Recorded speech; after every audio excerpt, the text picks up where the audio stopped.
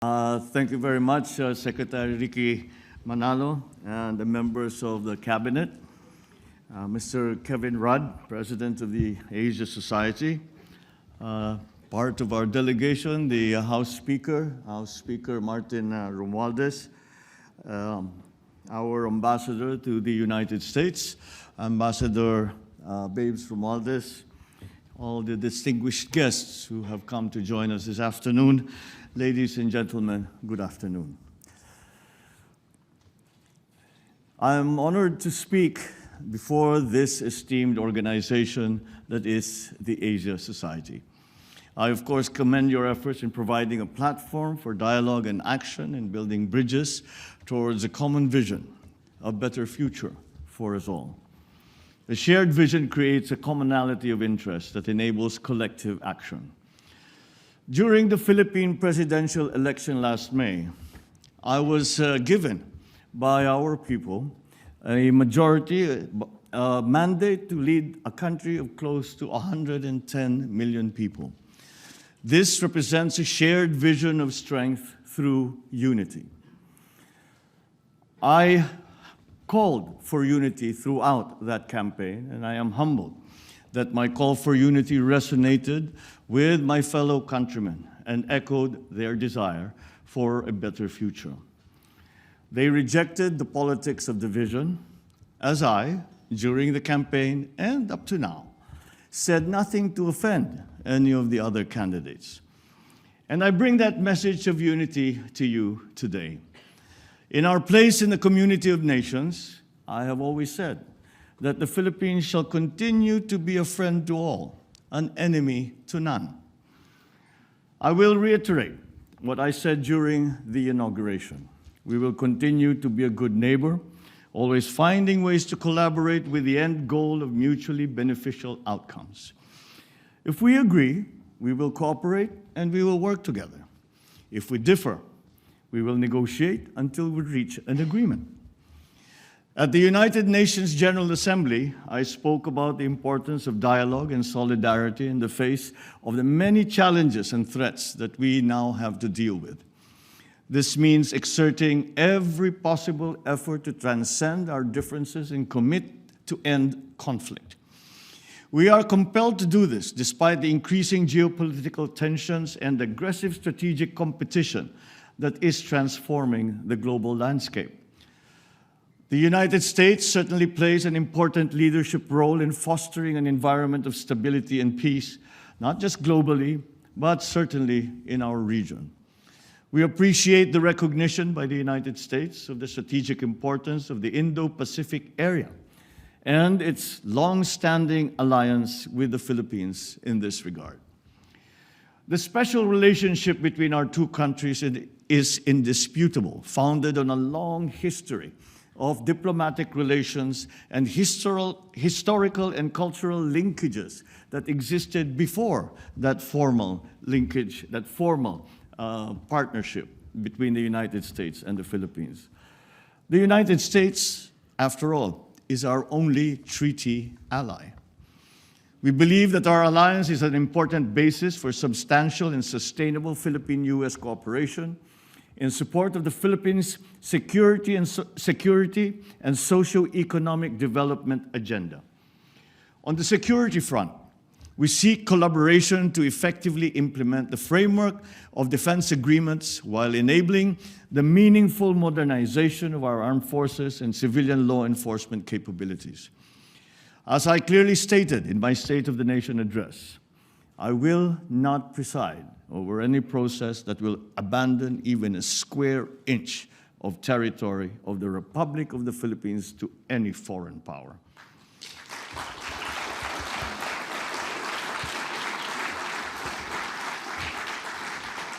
We know that we can count on the United States to uphold the international law-based order, freedom of navigation and overflight, and the sustainable use and development of maritime resources.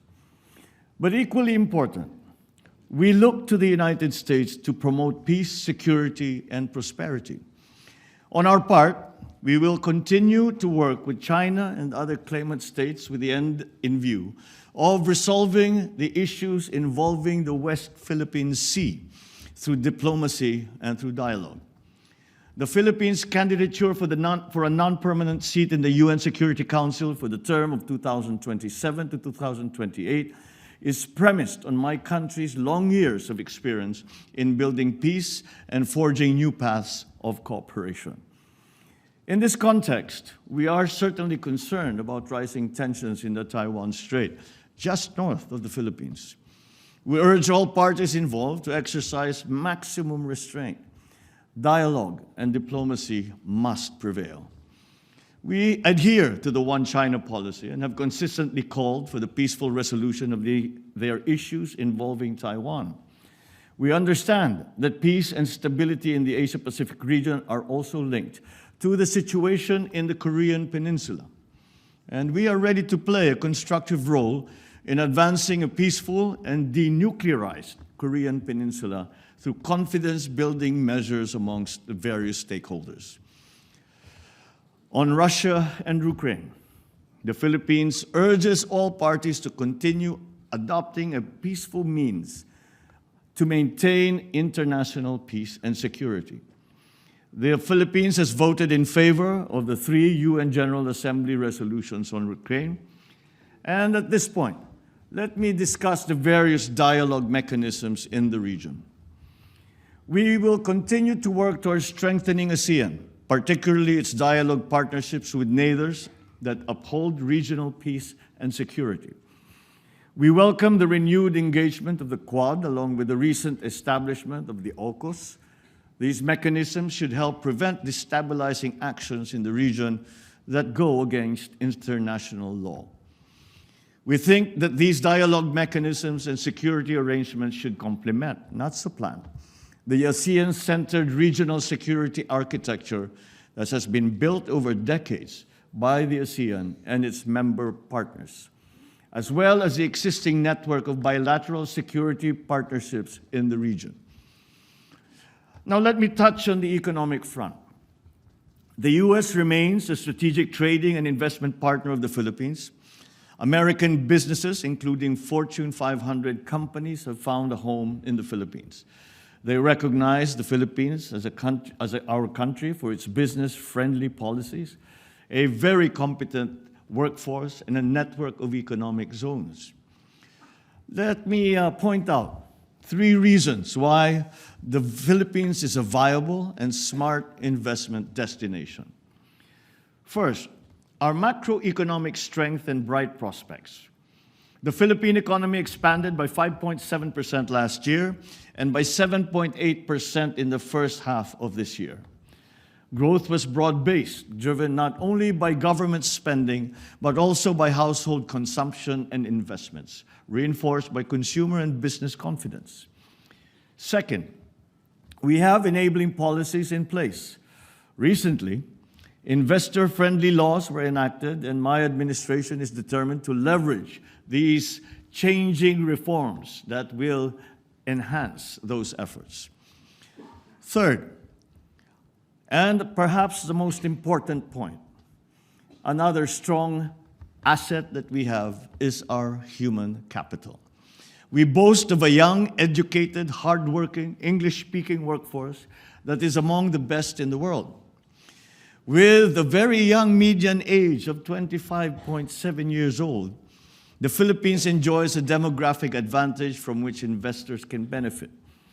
We would welcome capital investments from the U.S., and our priority sectors are agriculture, clean energy, particularly nuclear energy, health systems, information technology, and business process management, or IT/BPM, digital connectivity and manufacturing, including the critical sectors of semiconductors, green metals, batteries for electric vehicles, and electric vehicles themselves.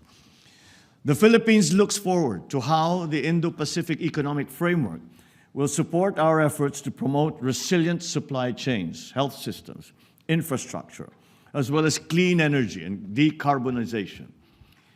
These pillars are consistent with the shared priorities as outlined in a joint vision statement for a 21st century United States-Philippines partnership that was adopted last November. We hope for the reauthorization of the Generalized System of Preferences, or GSP program, which will greatly benefit both our countries.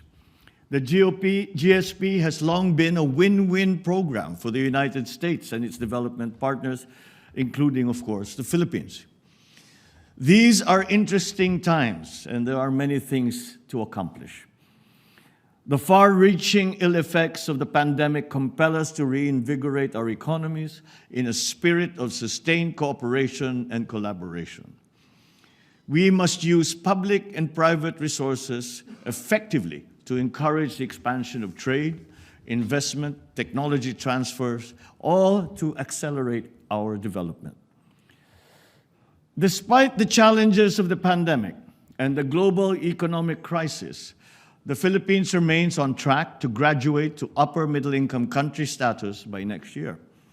With steady investments in infrastructure, agriculture, food security, public health, education, and other social services, we seek to become a high-income country with zero extreme poverty by the year 2040.